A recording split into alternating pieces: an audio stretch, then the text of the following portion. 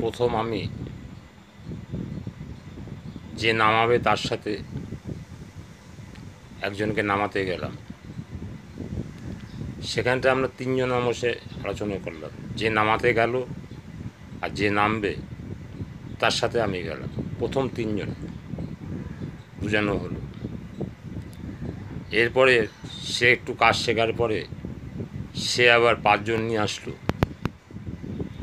তা প্রথম যেখানটায় বোঝাতে গেলাম সেই জায়গাটা ছোট্ট একটু জায়গায় আমরা বোঝাতে পারলাম। কিন্তু পাঁচজন যখন সে নিয়ে আসলো, তা আমরা হলাম পাঁচজন আর তিনজন আটজন। আটজন যখন 16 জন হয়ে যাবে তখন কিন্তু ওই ছোট্ট জায়গা বোঝানো যাবে না, তখন আরও বড় জায়গায় বোঝাতে হবে। এরকমভাবে ওরা আবার যখন লোক আনবে তখন একটা স্কুলে বসে বোঝাতে হবে। ওরা যখন একটা লোক আনবে তখন একটা ছোট হল ঘর ভাড়া নিতে হবে। এইভাবেই কিন্তু আপনার নেটওয়ার্কের বংশবৃদ্ধি হয়। নেটওয়ার্কের বংশবৃদ্ধি এইভাবেই করতে হয়।